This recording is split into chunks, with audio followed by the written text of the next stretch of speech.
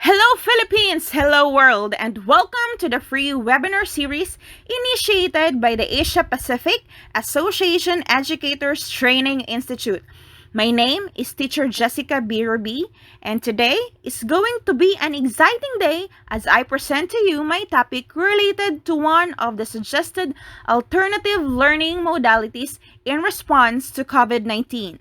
But before we start, allow me to greet first the very active and dynamic president of the Apaeti, Dr. Raquel Bernabe. Good morning, ma'am. Thank you so much for including me in this free webinar series of the Apaeti. I hope you will still continue to inspire and give opportunities to other teachers like me for them to reach their full potential as an educator. Once again, I am Teacher Jessica Rubi, a senior high school teacher at Altamarino Clasio High School, DepEd Camarines Sur. I am also a proud Apaeti member affiliate. So what are you waiting for? Register and be a member affiliate right now to avail a lot of exciting opportunities as a member, such as being a national and international speaker. The Apaeti has also a YouTube channel, so hit the notification bell of this video and subscribe for you to be informed of the latest videos uploaded by the Apaeti. Okay, let's begin! My warmest greetings to everyone. Yes, today I am so much excited because I will be sharing to you some concepts of radio-based instruction and a little glimpse of DepEd Order number 12 series of 2020. But before that, may I request everyone to please relax, enjoy, and listen intently as I discuss various topics to you. May I just remind everyone that in this session, we will be collaboratively working together in order to achieve the objectives of this online in-service training. So magtulungan po tayo. This in-service training will not be a success without the help of everyone. By the way, if you have questions, please do not hesitate. Please jot it down or comment later so that it will be addressed or answered properly. And of course, I will try with the rest of the team to answer your queries. Alright, I believe that everyone is settled down already. Let us get started. Ready na, ready na? Alam nyo na po ang sagot. Isa pa. Ready na, ready na? Aha, aha. Okay, let us begin with the DepEd Order number 12 series of 2020. I know that some of you have the idea of this DepEd Order already. Maybe later, they or you can help me explain further this DepEd Order. By the way, this PowerPoint presentation originally came from Mam Joan Elagata, an education program supervisor in the DepEd Region 5. Let us now have a short discussion on the highlights of DepEd Order number 12, series of 2020. The adoption of the Basic Education Learning Continuity Plan for school year 2020-2021 in the light of the COVID-19 public health emergency. We all know that COVID-19 pandemic poses challenges to various sectors, and basic education is one of the sectors heavily affected as schools and community learning centers are closed for physical conduct of classes. That is why we have this continuity plan in order to deliver quality education despite of this pandemic we are experiencing. Let me start with the principles. We have letter A, the first principle.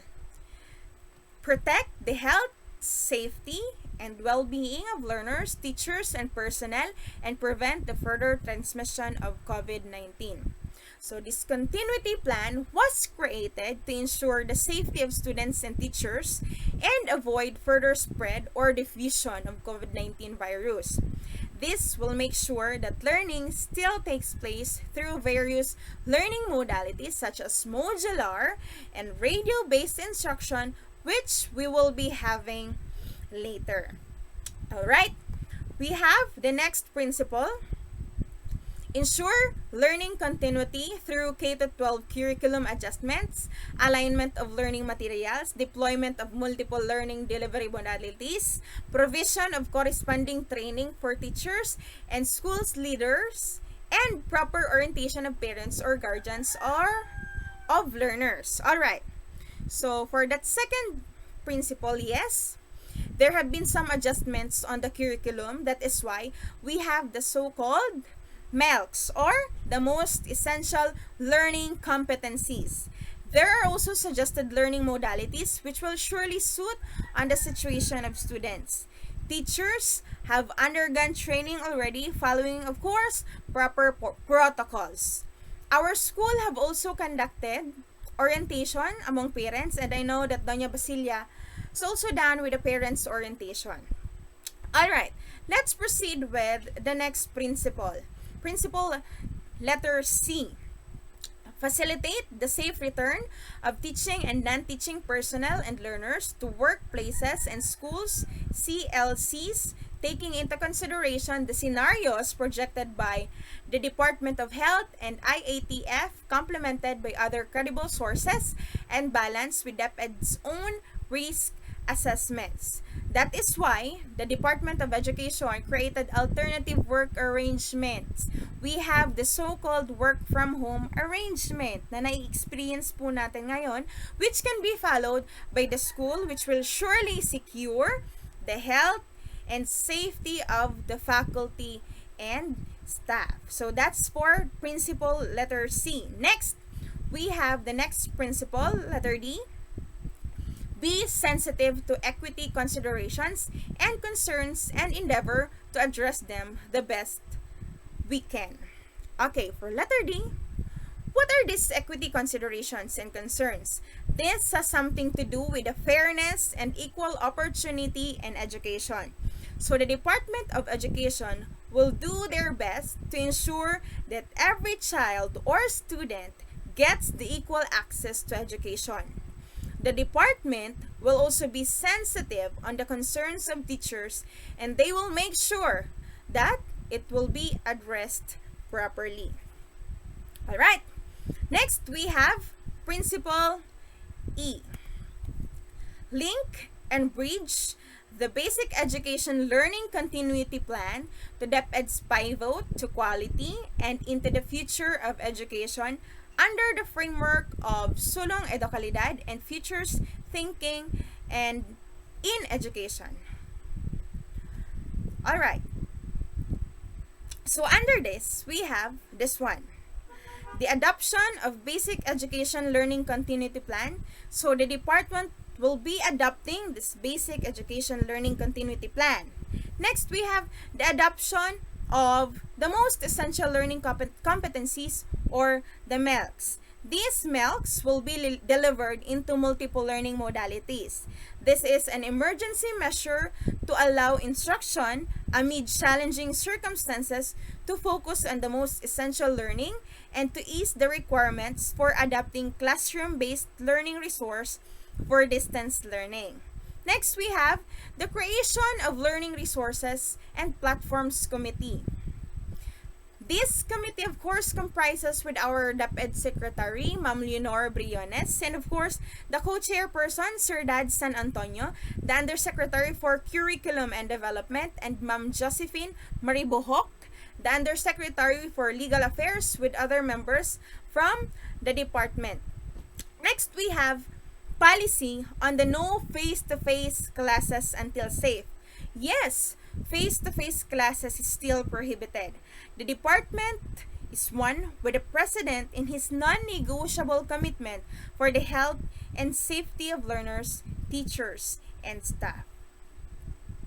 Alright, at this juncture, we will proceed on the considerations and strategies in the implementation of learning delivery modalities.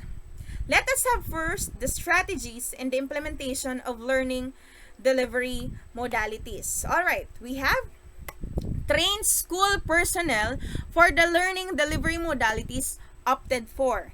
Yes, that is why several trainings were delivered to us teachers, including this training by our division and our school. Next, We have conduct regular parent-teacher conferences to ensure updating and mutual support in facilitating the learning process. This is also necessary in order to ensure that there is a continuous support from the parents. Teachers and parents must work hand in hand together so that students will be able to achieve quality education and learning. Next, we have establish strong home, school, community collaboration. We have, of course, the word collaboration. Again, collaboration.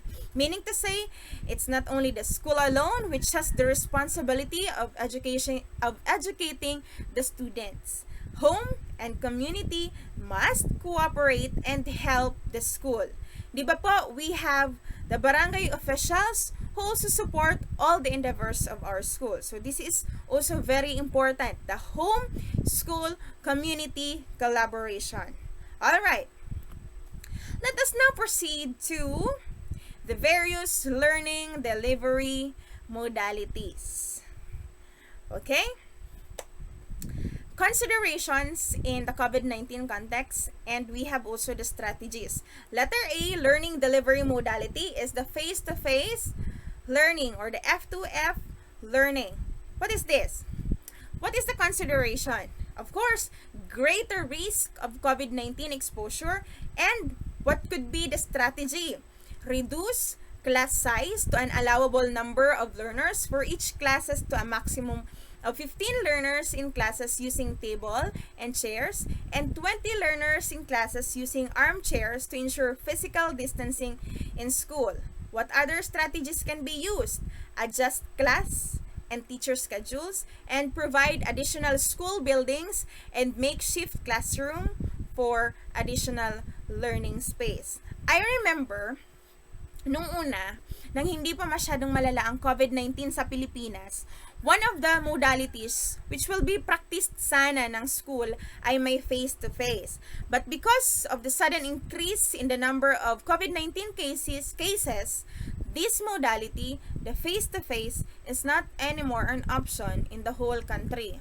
Maybe in the near future, kapag may vaccine na, we will experience face-to-face classes again. Kasi iba pa din ang face-to-face classes. Let us hope and pray for the best. Okay. Next. The next learning modality is distance learning or the distance learning, and under that we have online distance learning. Again, we have online distance learning. For the considerations, we have learners have the needed gadgets and reliable internet connectivity. Again, gadgets and reliable internet connectivity. So that is a very big consideration. For the strategy, we have train school officials, teachers, and partners to convert SLMs to PDF flat, interactive digital format, inclusive ebooks, videotape lessons, and radio scripts from SLMs. Upload PDF flat SLMs into the LP portal and SLMs interactive digital format and inclusive ebooks and videotape lessons to the DepEd Commons. Maximize LR portal and DepEd Commons as sources of materials. And we have maximize MS Teams, Google Meet, Zoom, and other virtual classroom meeting platforms just like what we are doing now, and schedule online screen time and train community learning facilitators for this distance learning delivery sub-modality. Okay, ito naman, online distance learning. This modality ay pwede nating masabi na gamit ngayon because majority of the schools are practicing this one. I also believe that this modality is one of the effective strategies in teaching and learning. Despite of this pandemic, students, including us teachers, can still gain some advantages. Why? Kasi 'di ba, we are able to learn new skill. Nagiging techy na tayong lahat.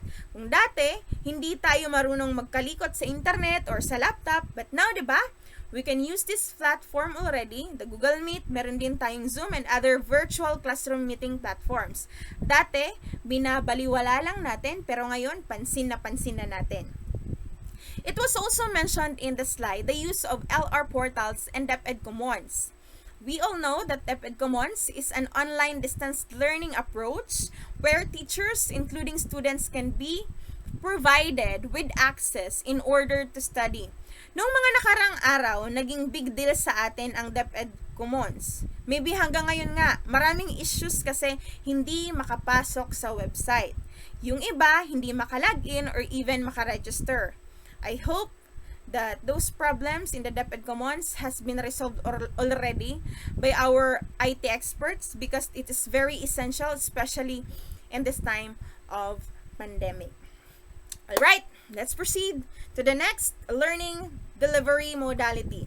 We have another from distance learning, which is the modular distance learning. Ito naman, usong-uso to sa DepEd, in the whole Department of Education, in the whole country. What are the considerations for this one? Involves individualized instruction that allows learners to use self-learning modules or SLMs in print or digital format or electronic copy. What could be the strategies? The teacher takes the responsibility of monitoring the progress of the learners. The learners may ask assistance from the teacher via email, telephone, text message, or instant messaging. Majority of the schools, including our school, will be practicing this modality, and in this approach, learning resources like learners' materials, textbooks, activity sheets, study guides, and other study materials will be provided among students. Kaya po ngayon, print lang po tayo. Ang iba nga, nasiraan na ng printer. Ano po? So, kailangan lang talaga ng tiyaga for the sake of our students and to deliver quality education to them. It's our responsibility as a teacher to do our best para ma-deliver yung best and quality education among our students. Okay? Next slide. Let's proceed. Okay, another under distance learning, we have this one. Okay, ito yung pag-uusapan natin maya-maya lang. Ano po? We have the TV, radio-based instruction. Okay? TV or radio-based instruction. Okay? What are the strategies? What are the strategies for this one? Teachers and partners to produce videotape lessons and radio scripts from SLMs, explore institutional partnerships with media partners for radio and TV-based instruction, and train community learners, learning facilitators for this distance learning delivery submodality. Okay, so later on, you will learn on how to make radio scripts. Kasi hindi po siya basta-basta lang na magbabasa kayo sa libro while teaching in a radio. You will be doing first a script following the school on the air format. Again po, may pina-follow po tayong format. Kindly take note of that. Hindi po tulad nung iniisip nyo na babasahin nyo lang sa libro or yung actual na nasa classroom kayo. Hindi po. May script po tayong pina-follow, and lahat talaga ng nasa script, kung anong nilagay niya sa script, yun yung babasahin nyo lang sa radio. Kung gusto nyo ng ad-lib, dapat nandun rin yun sa script. Okay? So, our school, ano po, for the information of everyone, the Altamarino Clasio High School will be having a community radio covering Barangay Curi, Del Rosario, some parts of Bagong Sirang, and Santo Niño. Lahat ng mga students namin sa mga barangays na yan. The in charge in our school, of course, in terms of technicalities on radio, is of course none other than the very handsome Sir Ralph Navalino. So if you have questions, anything about the technicalities on radio, I am sure that Sir Ralph can solve that. Okay? Baka po may nagtatanong sa inyo, since in our school ay radio-based instruction ang ifa-follow. Ano po, maybe ito, nag-pop up sa isip nyo. Lahat ba ng lessons gagawa ng script? Again, ang question, pwedeng lahat ba ng lessons gagawa ng script? That's a very big question kasi it would be very big load for all of us kung lahat ng lessons talaga ay gagawa ng radio script, di ba po? The answer is a big no. Hindi po lahat. I want also to clarify na hindi naman po lahat ng lessons ay gagawan mo ng radio script. Only the topics which are difficult to understand on the part of the students. Kung baga, magiging supplemental siya sa module na primary modality natin na gagamitin. Again, hindi po lahat ng topics. Only those topics which you think are difficult to understand and least mastered of students. Are we clear with that? Again, are we clear with that? Okay, thank you so much. Another question na pwedeng naiisip nyo na ngayon. Sino ang magiging radio teacher? Sino po, ma'am, ang magiging radio teacher? The answer is you. Ikaw mismo pwedeng maging radio teacher. Actually, lahat tayo pwede. Kasi lahat tayo gagawa ng radio script. So, there is a possibility na ikaw din ang magdi-deliver ng lesson sa radio kasi ikaw ang nakakaalam ng lesson mo. I believe in our school, according to Sir Ralph, magiging by schedule. So, lahat pwedeng maging radio teacher. Okay po, malinaw po ba yon? Are you still there? I hope you are doing fine. Please bear in mind that we are not doing this for ourselves, but for our students. Okay? Can we proceed now? Okay, let's proceed to another learning delivery modality, which is blended learning. And meron pang mga subcategories ang blended learning. We have this one. We have face-to-face and online distance learning. Again po, ang blended, from the word itself, this is just a combination of various learning modalities. Again po, a combination of various learning modalities. Ito, we have for face-to-face and online distance learning, we have learners. What is the consideration? Learners have the needed gadgets and reliable connectivity, upload PDF flat, SLMs in the LP4 portal, and SLMs interactive digital format, and inclusive ebooks and videotape lessons to the DepEd Commons, and maximize LR portal and DepEd Commons as sources of materials. Okay, so the first modality under blended learning is this face-to-face and online distance learning. This type of blended learning is not yet recommended in this time of pandemic because it will just increase the chance of spreading virus because of course, the face-to-face. Ano po?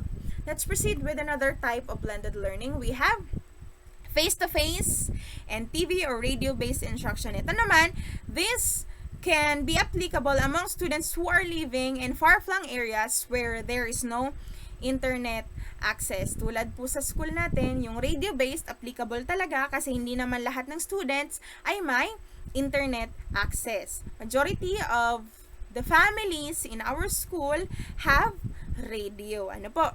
Kaya gagamitin natin ang radio-based instruction. Next, we have this one, another type of blended learning. We have face-to-face and modular online TV radio-based instruction. Okay?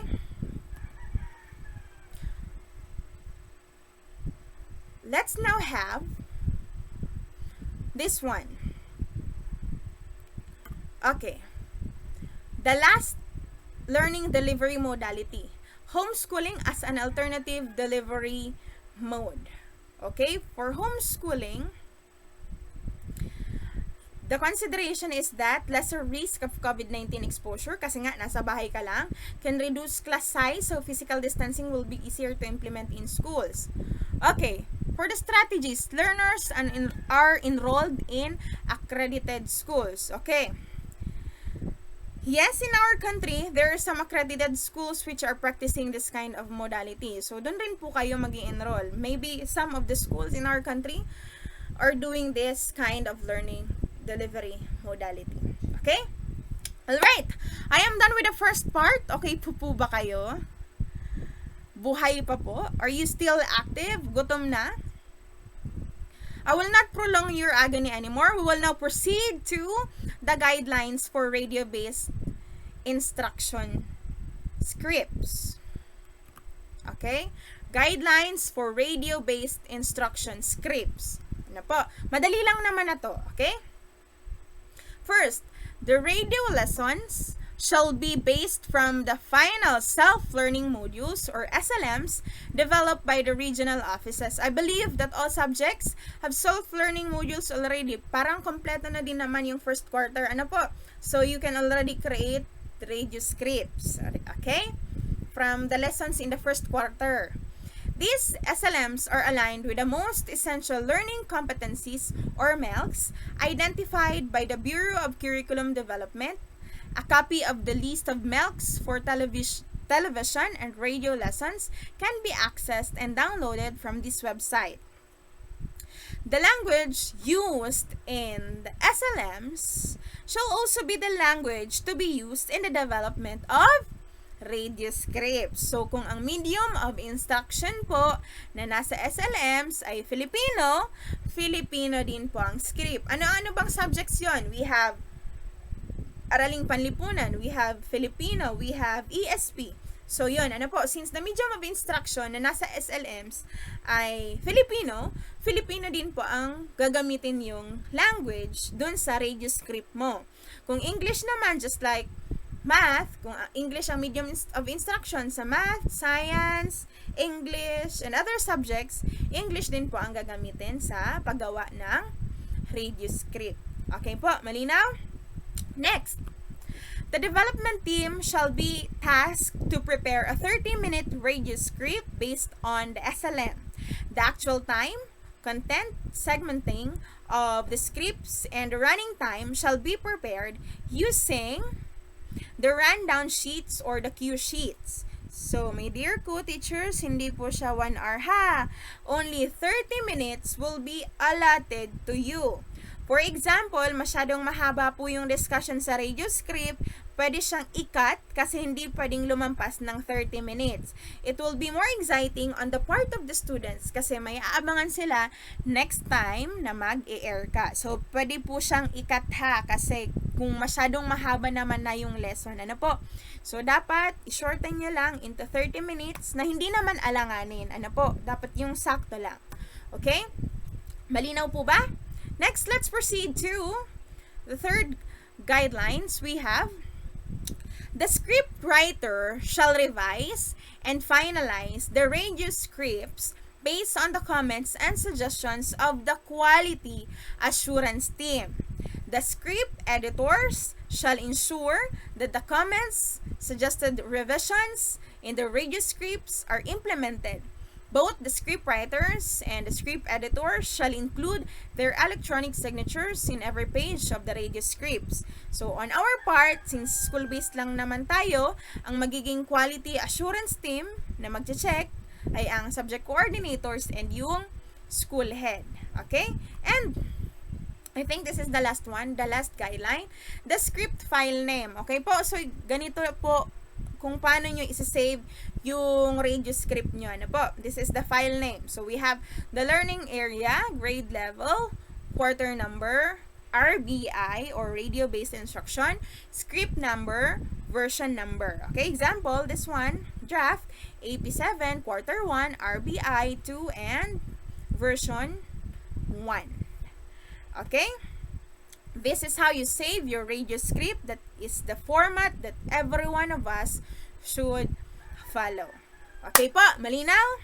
Kung may tanong po, you can comment on the comment box. Tapos, we will try to answer your questions. Okay? We are done with the first and second topic. Okay pa po ba kayo? I hope that you enjoy our discussion. Again, I am Mam Jess. Have a good day, everyone. Ingat po tayong lahat. God bless us all. Maraming salamat po.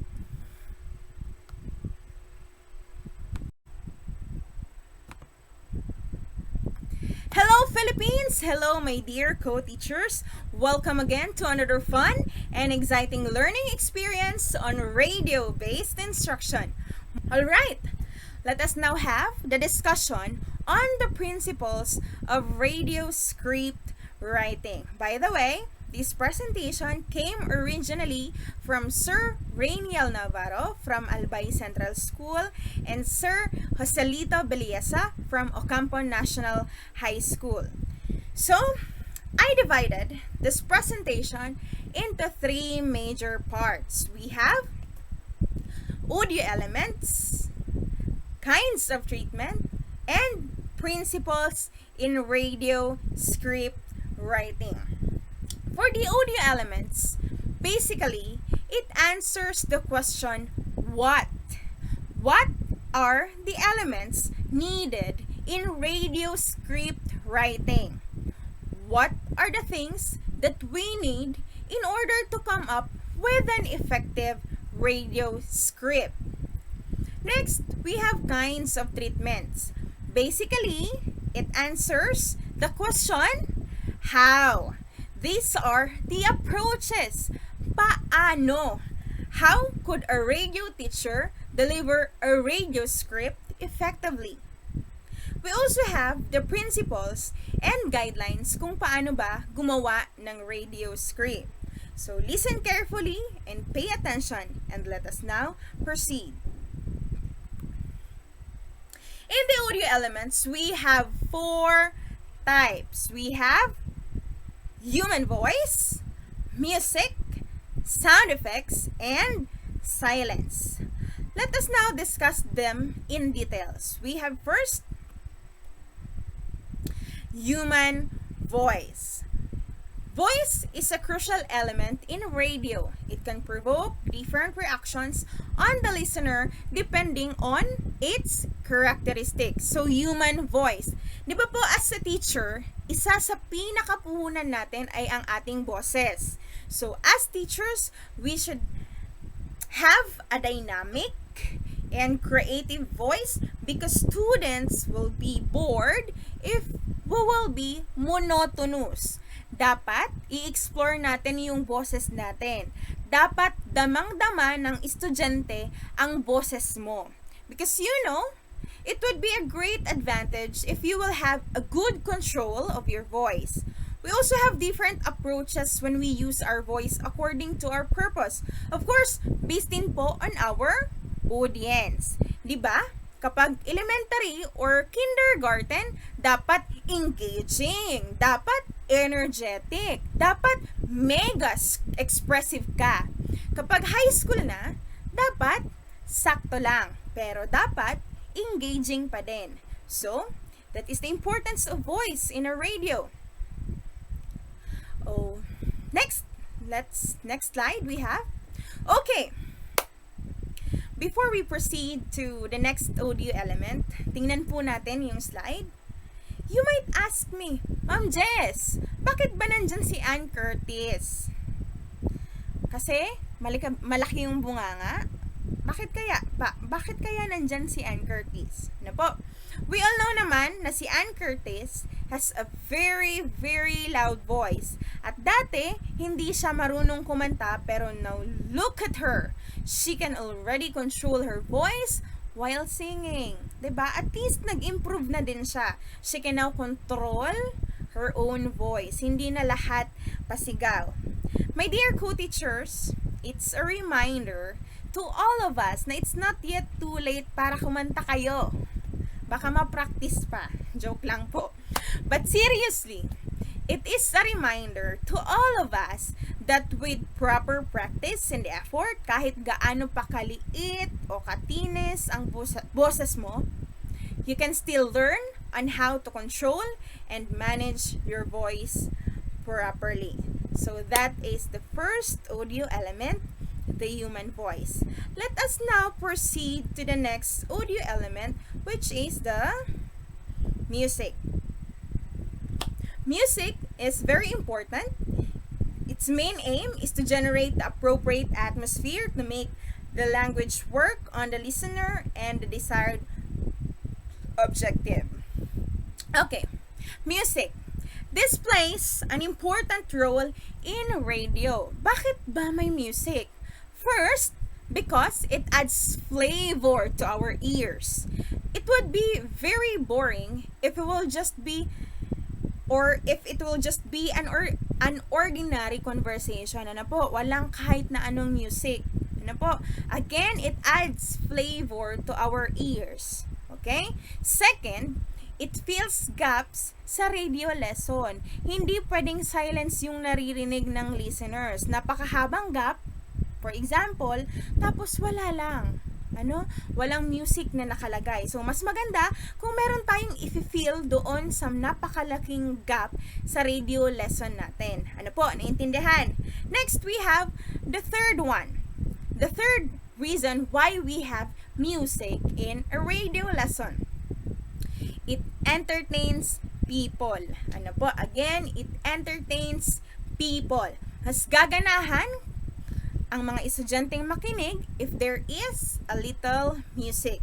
It would encourage learners to listen attentively kasi mabubuhayan sila, magiging active sila. So yan, ano po? Those are the importance of music in a radio. Question, meron bang question? Question, pwede na naman yung naiisip. Lahat ba ng music pwede? The answer is no. In a radio lesson, dapat i-base mo ang music mo on the purpose of your lesson. Dapat yung bagay sa lesson po. Bagay sa lesson nyo. Ano po? Naintindihan? Hindi po pwedeng maglagay kayo dyan ng rock, ng ballad na hindi naman bagay sa lesson nyo. Ano po? So, pwedeng mga instrumental music, pwede pong maglagay kayo niyan para mas nakakagana on the part of the listener. Okay? Let's proceed now to the third audio element, which is the sound effects. Sound effects are sounds produced by a human voice or by other things, just like animals or objects, which are neither words nor music. So the third audio element is sound effect. What is the importance of these sound effects in a radio lesson? Again, just like music, it also adds color in a radio lesson. There are people who have the ability to shift and create sound effects out of their voice. They are very blessed because they have that kind of talent that would be very useful in a radio lesson. Di ba po, meron mga tao na magaling mag-beatbox tapos gumawa ng tunog out of their voice. So, pwede nila yung gamitin as sound effects sa radio lesson. Okay po, let's proceed to the last audio element, which is silence. Bakit ba kailangan pa ng silence? Diba? We are talking about audio, and pag sinabi nating audio, it has something to do with sound, sa tunog. Ano po? It's so ironic to have something like that. Ano po? Silence. But no, because silence is a very essential and useful resource to put emphasis and atmosphere to the radio message. Okay? Sa radio lesson, hindi pwedeng salita lang kayo. Dapat may pause din. Ano po? Dapat may konting silence because it will give time to the students to absorb and understand the lesson. Another thing is that when you are recording a video like this, kailangan natin ng silence. Konting katahimikan. Dapat walang asong kumakahol, manok na nag-iingay, batang umiiyak, or yung nanay mong tumatalak. So, ganyan kahalaga ang silence sa isang radio lesson. We also need silence. Okay? Naiintindihan po? Alright. So, we are done with the 4 audio elements. Ano-ano nga po ulit yon? We have human voice, music, sound effects, and silence. Very good. Now, let us proceed to the second part of this presentation or session. We have the kinds of treatments. What are the kinds of treatments? Okay? So, we have 5 kinds of treatment in a radio lesson. What are those? We have straight narration, dramatic, dialogue, and documentary. Again, treatment has something to do with your approach and how you are going to deliver your radio script. Again, treatment has something to do with your approach. Ano po? Yung atake mo on your radio lesson. Okay? Let us have the first treatment or first approach, which is the straight narration. Okay? Straight narration includes narration of facts and messages in a straightforward manner, usually written in the third person and the most formal and basic way of presenting the subject matter. Or, itong straight narration, ito yung tinatawag nating teacher approach. Ito yung pinaka-basic wherein kung ano yung natural and normal na pag-deliver mo ng lesson just like in your classroom, ganun din sa radio. This is a direct approach. Again, this is a direct approach. Okay, so this is the most basic. Alright, let us proceed to this one. To the second treatment. Second kind of treatment, which is the dramatic approach. Okay? Dramatic approach.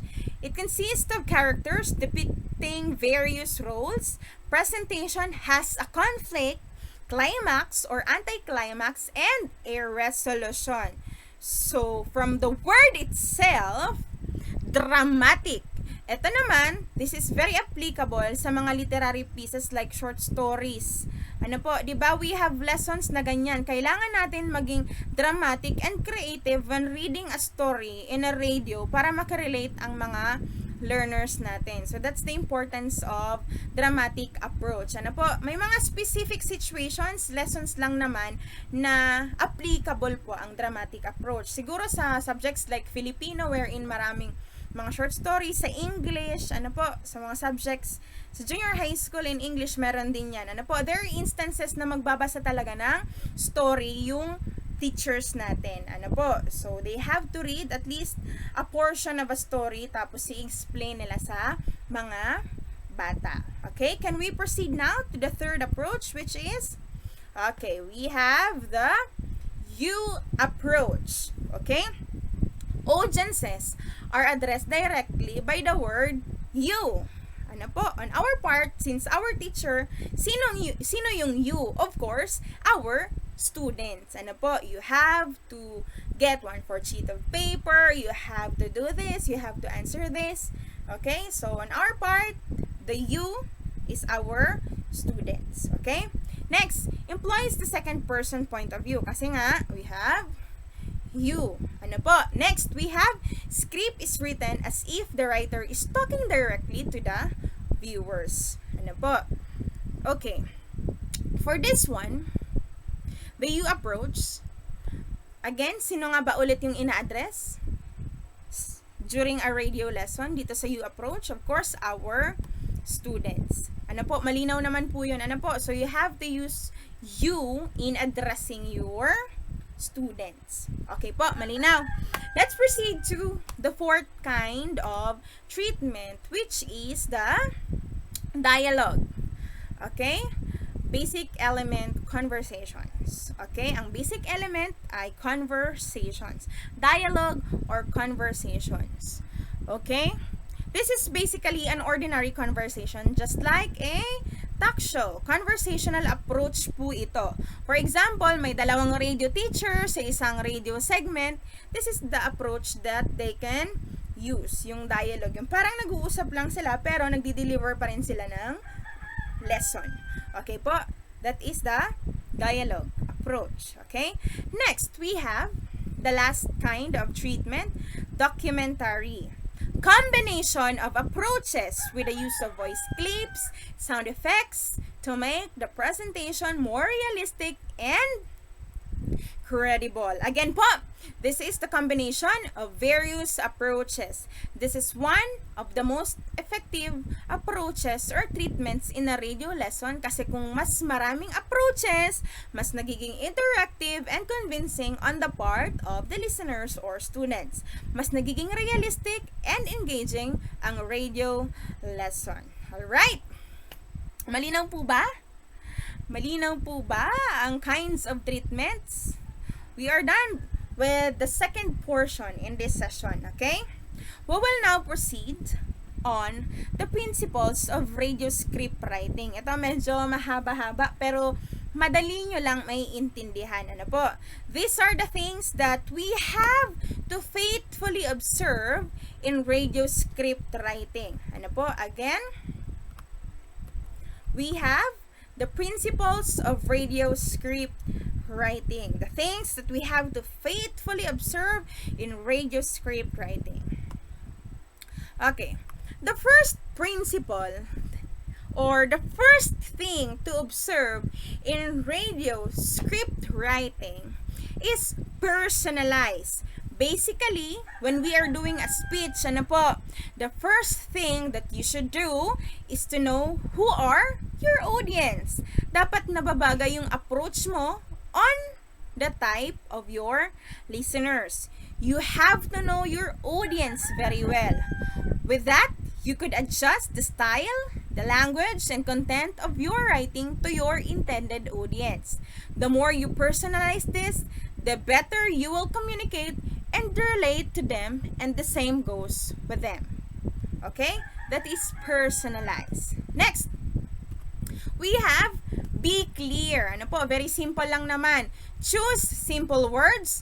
Choose words which can easily be understood by the students. Ano po, dapat naman talaga ganito. You have to choose simple words so that you can easily be understood by your students. Do not use jargon words or highfalutin words which are difficult to understand. The simpler, the better.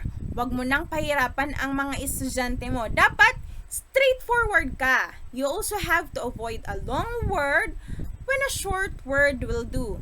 Take note po na may 30 minutes lang po kayo in delivering your lesson in a radio. Hindi po yun 1 hour. 30 minutes lang. Kung sa classroom discussion po, 1 hour, isi-shorten po natin sa radio lesson ng 30 minutes only. Malinaw po ba? Alright, let's proceed to the third principle. The third one is be precise. Dapat accurate. Dapat factual. Do not use words na may double meaning. You can also use constructions, but when you want to emphasize, when you want to emphasize an important point, please avoid contractions like shouldn't and wouldn't. If you want to give some emphasis, do not use contractions. Okay po, malinaw. That's the third principle. Be precise. Next, we have be concise. You have to be brief but comprehensive. You have to replace a series of words or phrase with one word that means the same. For example, yung phrase na once a week, pwede naman natin gawing weekly. Yung once in a blue moon, yung mahabang phrase na yun, pwede naman natin gamitin rarely or occasionally. Take note again po ha, na 30 minutes lang ang allotted time sa radio lesson. You have to shorten yung pang 1 hour na lesson into 30 minutes lesson only. 30-minute lesson only, okay? Malinaw po? Let's now proceed to the fifth principle. We have be concrete. You have to be very clear and factual always. You have to avoid vague or yung malabo or yung may mga double meaning na words because our students might again misinterpret us. Words must elicit tangible images. Okay po, I believe this is very clear. Ano po? Ito, be concrete. The fifth principle, be concrete. Okay? Let's proceed to, by the way, okay pa po ba kayo? Number 6 na tayo. Don't worry. We are getting close. Okay. The sixth principle, we have be informal and conversational. You have to speak to your audience, which is your students. Sino nga ang audience natin? Again, of course, our students. Pwede rin yung parents kasi minsan nakikinig din yung parents. Ano po? Pwede pa tayong matulungan nung parents. Ano po? You have to imagine na nandyan sila, kausap nyo while having the radio lesson. You have to make it more conversational, yung parang normal conversation nyo lang sa classroom. You also have to take note that you write for the ears, not for the eyes. Tandaan po natin na nasa radyo tayo. So, naririnig po tayo. As much as possible, you have to let your students feel that you have a connection with them. Ano po? Using this principle. Okay? Let's proceed to the next slide. The 7th principle, which is be readable. You have to avoid sibilant words. What are the sibilant words? These are the words having or containing the sound resembling S, SH, Z, such as scent, drowsing, and others. You also have to avoid using tongue twisters because it might create confusions among students. You also have to avoid alliterations or conspicuous repetition of identical initial consonant sounds in successive or closely associated syllables with a group of words, even though spelled differently, just like sweet bird sang or sheep should sleep in a shed. Homonyms must also be avoided. Yung mga words na parehas ang spelling and pronunciation, tapos iba naman ang meaning. Take note of that. Ano po? Kasi may mga words talaga tayong the same spelling, the same pronunciation, pero magkaiba naman yung meaning. Again, because it could create another difficulty in understanding the lesson of you by your students. Okay ba? Naintindihan? Okay, let's proceed to the 8th principle. We have the one idea, one sentence rule. Okay? Alam naman natin to lahat. Ano po, even in an ordinary conversation, dapat isang sentence, isa lang yung idea mo. Huwag kang magulo. Ano po, huwag kang magulo sa idea mo. Huwag mong ilagay lahat sa isang sentence lang. Ano po, example, for example, let me show you this example. Ayan, yung may circle na red. Rachel Ray finds inspiration in cooking her family and her dog. Ano bang ibig sabihin yan? Di ba po, may double meaning siya? Kawawa naman yung pamilya at yung aso. Niluto na ni Rachel. Ano po? Pwede sana, ang gawin na lang dyan is, Rachel Ray finds inspiration in cooking. Ano po? So, dapat malinaw tayo. One idea in one sentence only. Okay po? Malinaw. Let's proceed to the 9th principle. Attribute sources at the start of the sentence. We have active voice. What do we mean by this? The subject in an active voice, ano po? The subject is the doer of the action. Kailangan nasa unahan siya ng sentence. Example, Malacanang told the public not to worry about the bubonic plague. Ano po? So yan, sino ba yung doer of the action dito? Sino ba yung subject? We have the Malacanang. So at nasa beginning siya ng sentence. Okay? Let's proceed. Diba? Napakadali lang naman po. Ano po? Very easy lang naman po tong mga principles of radio script writing. Okay? Next, we have use indirect quotation. This helps in creating a smoother and readable copy. Example, okay.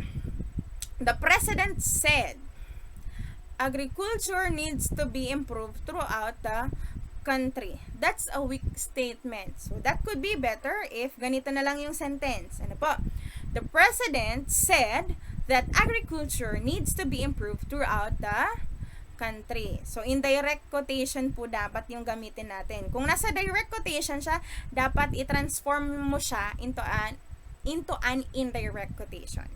Just like the example given. Okay? Malinaw po. Let's proceed now. Malapit na tayong matapos. Don't worry. The 11th principle is provide phonetic spelling for unfamiliar words or jargon. This is important especially sa radio teacher. Dapat ilagay nyo yung sa script nyo yung proper pronunciation ng isang word na unfamiliar sa inyo. Just like the example. Ano po? We sang the, di ba sa Pilipinas, ang Ang pronunciation lang natin yan is karaoke. We sang the karaoke last night. Pero no po. Ano po? The proper pronunciation of that is that, ano yung nasa parenthesis? We have karaoke. We sang the karaoke last night. So, ganyan po dapat. Ano po? So, kung may mga unfamiliar words kayo sa script nyo, dapat ilagay nyo yung proper pronunciation nyo na parenthesis para mas malinaw. Ano po? Kapag babasahin nyo na. Okay? Can we proceed to the next principle now? Alright. Okay. This one we have number 12. Use transitions. Alam na natin to teachers. Ano po? This is very important in writing. We have to use this to put connection sa mga sinasabi natin. Ano po? This would provide connections dun sa mga words and sentences na ginagamit natin sa script writing. Ano po?